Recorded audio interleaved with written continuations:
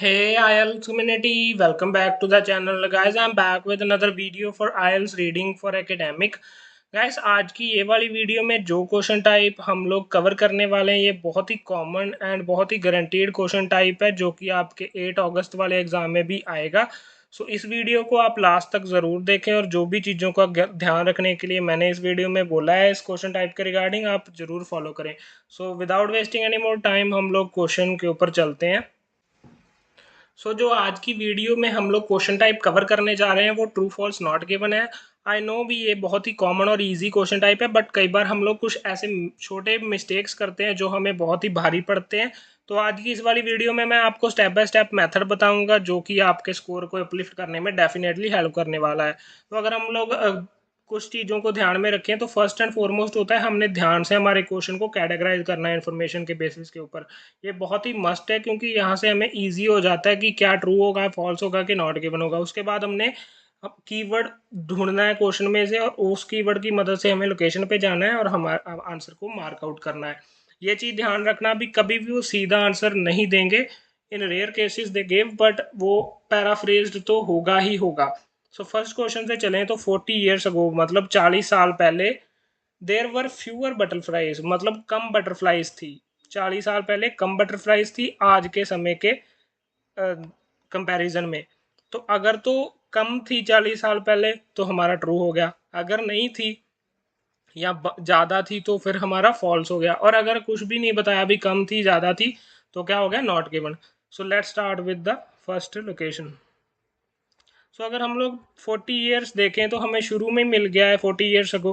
तो अगर इसको स्टार्टिंग से स्टार्ट करें, according to the conservationist populations of around 2/3 of butterfly species, वो कहता है population of around 2/3 of butterfly species have declined in Britain over the past 40 years। भी 2/3 जो नंबर है बटरफ्लाइज का वो कम हुआ है ओवर द ईयर्स। मतलब 40 साल पहले जो नंबर था ना, लाइक एक था, तो आज के समय में वो बहुत ही कम रह गया है।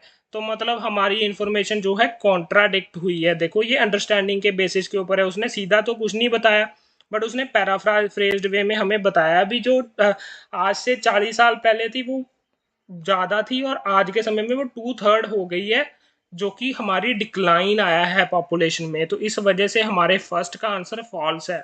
अगर हम दूसरे पे जाएं, कैटरपिलर्स आर ईटन बाय, अगर तो वो खाए जाते हैं। नंबर ऑफ प्रेडेटर्स मतलब अलग अलग प्रेडेटर्स के द्वारा जो कैटरपिलर्स खाए जाते हैं, अगर तो खाए जाते हैं ट्रू, अगर नहीं खाए जाते तो फॉल्स। अगर कुछ नहीं बताया, थोड़ी बहुत इन्फॉर्मेशन है, रेयर इन्फॉर्मेशन है, तो not given. Let's check out. अगर हम लोग इसके आगे देखें तो कैटरपिलर हमें मिल चुका है हमारा कीवर्ड।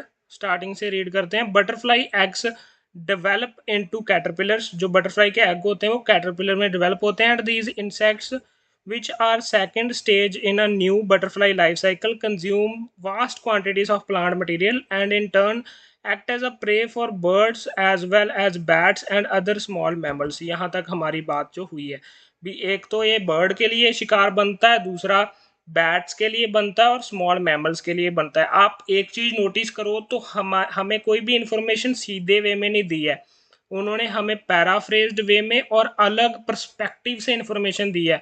हमें वो पर्सपेक्टिव मैच करने पड़ेंगे ताकि हम सही आंसर ढूंढ पाएं। तो अगर यहाँ पे भी हम लोग देखें, उन्होंने बोला भी ये एक्ट करता है प्रे की तरह, तो इस वजह से यहाँ पे उन्होंने उसके बिहाफ पे दिया है भी जो ये कैटरपिलर है वो एक्ट करता है प्रे की तरह इनके लिए। यहाँ पे क्वेश्चन में उन्होंने कहा था भी जो कैटरपिलर ईटन बाय मतलब भी उनके द्वारा खाया जाता है, बात सेम ही है बट उन्होंने थोड़ी सी एक पर्सपेक्टिव चेंज करने की कोशिश की है सो दैट अगला बंदा कंफ्यूज हो।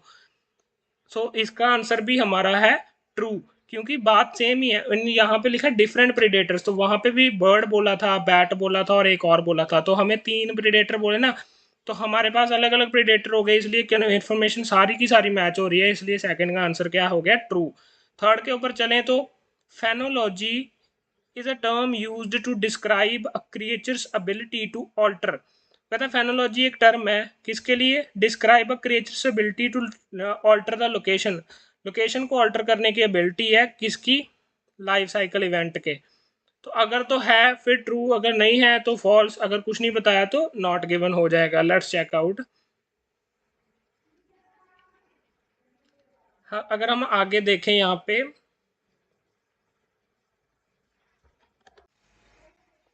तो अगर हम लोग अगले क्वेश्चन का आंसर देखें तो यहाँ पे देखो, one of the main ways in which species are ensuring condition suit them is by changing the time of the year को चेंज करते हैं which they are active and reproduce.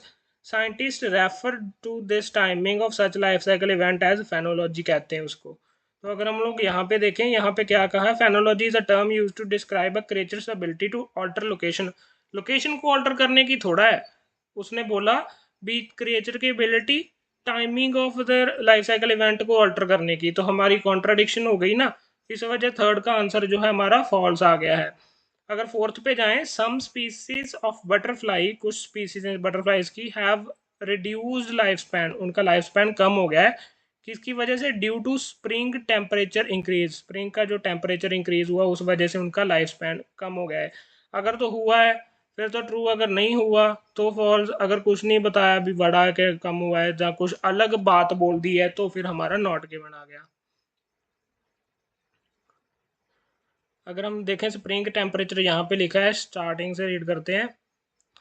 In Britain an average spring temperature has increased by रफली, भी temperature बढ़ गया over the 20 year. Species have advanced by between 3 days and a week on average to keep in line with the cooler temperature. Is this a sign that butterflies are well equipped to cope with the climate change and readily advance a new temperature, or are these population under stress? तो अगर हम लोग यहाँ तक देखें ना, तो हमें वो एग्जैक्ट इन्फॉर्मेशन जो हमारा क्वेश्चन डिमांड कर रहा है ना, यहाँ पे नॉट गिवन आंसर आएगा। सम स्पीसीज ऑफ बटरफ्लाईज, यहाँ पे हमें कहीं पे नहीं मिलता भी कुछ स्पीसीज ऑफ बटरफ्लाईज की बात हुई है कि नहीं हुई है। अगर हम लोग यहाँ पे देखें तो यहाँ पे तो जस्ट उन्होंने रैंडमली बात की है भी बटरफ्लाईज एज अ होल के बारे में। तो इस वजह से हमें एक तो ये इन्फॉर्मेशन लैक कर रही है। Reduced life span due to, reduce life span की तो बात नहीं, बात ही अलग पर्सपेक्टिव की हो रही है। वो बोल रहे हैं कि वो टाइम को कम कर रहे हैं, पीछे चले जाते हैं टेम्परेचर को मेंटेन करने के लिए। तो हमें एक टोटली डिफरेंट पर्सपेक्टिव की बात हुई है, इसलिए हमारा ये नॉट गिवन आंसर आएगा। अगर हम लोग फिफ्थ क्वेश्चन के ऊपर जाएं, there is a clear reason for the adaptation that butterflies are making to climate change. वो कहता है एक क्लियर रीजन है उसका जिस वजह से वो लोग अडेप्टेशन कर रहे हैं, butterflies are making to climate change, climate change के regarding. Let's check that out. अगर हम लोग इसके आगे देखें, is this a sign of butterflies are well equipped with the climate change and readily adjust new temperature, और are these population under stress being dragged along unwillingly? The answer is still unknown, but new studies is seeking the answer of these questions. Thus, there is a clear reason for the adaptation of butterflies are making to climate change. तो यहाँ पे ना हमारी बात को contradiction कर रही है। वहाँ पे उन्होंने बोला है भी क्लियर रीजन अभी तक नहीं मिला है पर न्यू स्टडीज कर रहे हैं, बट यहाँ पे उन्होंने बोला क्लियर रीजन है, इस वजह से हमारा फिफ्थ का आंसर फॉल्स हो गया है। The data used in the study was taken from the work of amateur butterfly watchers. Amateur जो लोग अभी मतलब उस चीज़ के लिए प्रोफेशनल नहीं है। Let's check that out. First the researcher pulled together data from millions of records that had been submitted by butterfly enthusiasts, people who spread their free time observing the activities of different species. यहाँ पे हमें answer मिल रहा है। उसने बोला अभी पहला जो रिसर्च में डाटा पुल्ड किया गया है या लिया गया है जिस रिसर्च से, उसमें जो डाटा किस में से कलेक्ट किया गया है, बटरफ्लाई इंथुजियास्ट जो लोग मतलब इस चीज़ के लिए उत्साहित हैं उन लोगों के द्वारा जो डाटा कलेक्ट किया गया उसको कलेक्ट करके उन्होंने लिया है। तो हमारी information step by step match कर रही है। Data used in the study was taken from new work of amateur butterfly watchers. Definitely हमारी सारी इन्फॉर्मेशन मैच कर रही है, इस वजह से इसका आंसर जो हमारा है ट्रू। तो ऐसे ही हमने लाइक बहुत ही आसानी से जो आंसर्स फाइंड कर लेने हैं। देखिए सबसे बढ़िया चीज़ और सबसे बेस्ट चीज़ हमें करनी होती है वो होती है अंडरस्टैंडिंग ऑफ द क्वेश्चन। कोई भी बोले भी ऐसे लाइक जो बड़ा क्वेश्चन है उसका false true, it's not like that. वो कुछ एरियाज में वर्क करता है but not in all scenarios. तो आपको आपकी स्किल डेवलप करनी है of understanding question, finding keywords, locating answers and matching information between question and the location. ये ही आपका एक बेस्ट मेथड है जिससे आप एक बहुत ही बढ़िया डेवलप कर लेंगे स्किल, जिससे आप बढ़िया रिजल्ट्स ला पाएंगे। Thanks for watching this video. Hope you guys get your desire bands course. Do watch other videos on our channel regarding other modules.